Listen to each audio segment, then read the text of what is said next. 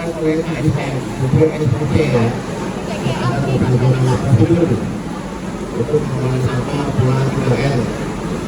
Kami KSM yang pertama akan mengadakan kesepakatan atau sosialisasi terlebih dahulu kepada masyarakat untuk bermitra pengelolaan sampahnya bagi masyarakat yang belum memilah sampahnya sendiri dari sumber. Kemudian diadakan kesepakatan yang pada akhirnya akan dibuangkan kepada di dalam MOU.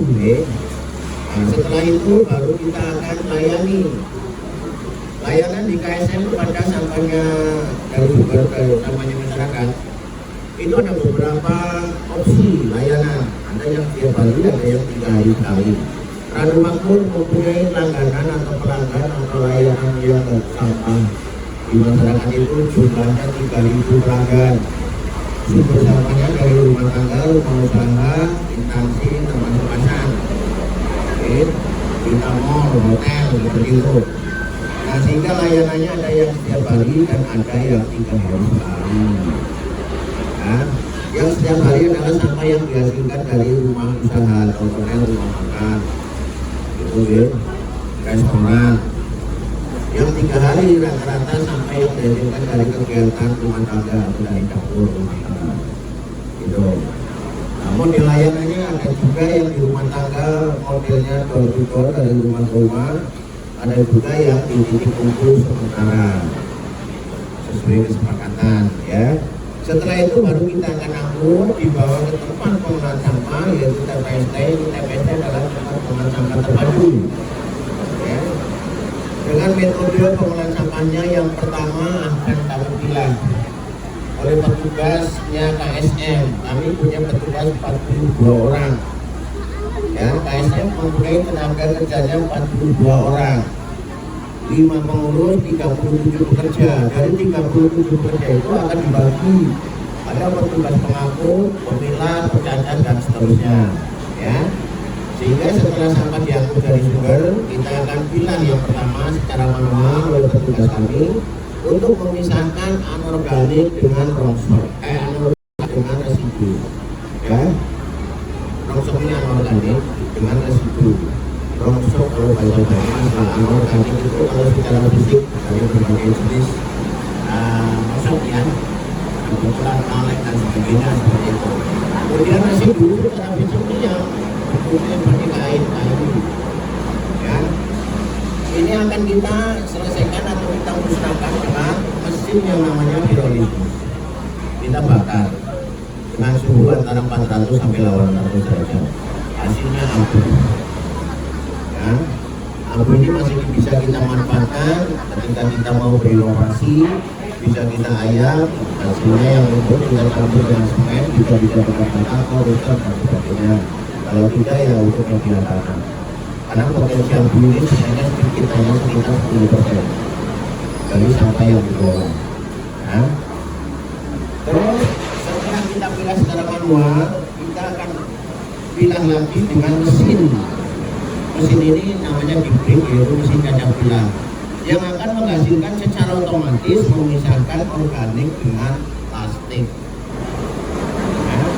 Selesai ini, tinggal kita memanfaatkan hasil-hasil daripada pemilahan maupun pencacahan. Salah satunya organik kita manfaatkan untuk pakan mangkok tahu ya, atau kita buat kompos, atau kita keringkan untuk RDF, bahan bakar pengganti alternatif batubara ya. Kemudian bisa kita buat juga untuk bahan bakar alternatif di PLTU, namanya BBCP ya, bahan bakar bulan padat.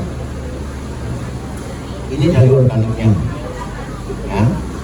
Kemudian dari plastiknya kita manfaatkan bisa untuk pembuatan pabrik plastik dan sebagainya, dan juga kita cadang menjadi RDF ya, bekerjasama dengan PT Semen.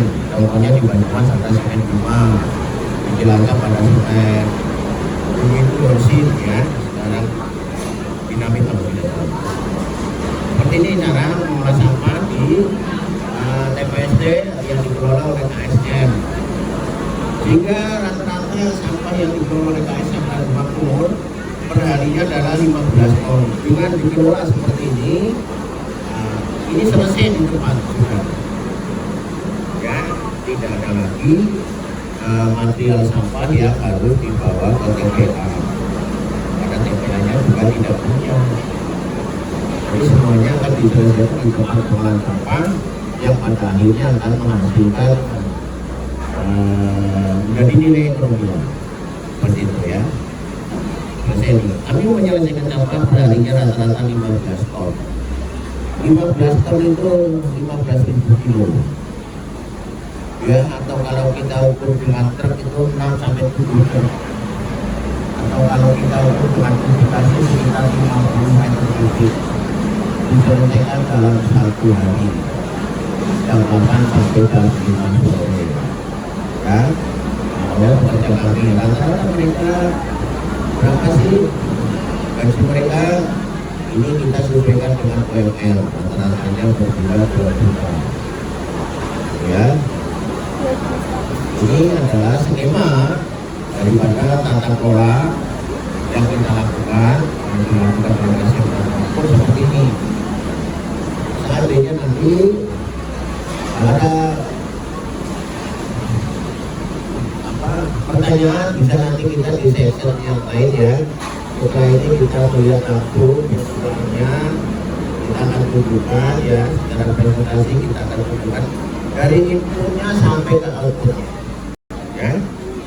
Jadi dari alur masuk sampai selesai ke sana, setelah itu baru mungkin tadi Pak Samodo akan ada wisata ya, nanti sambil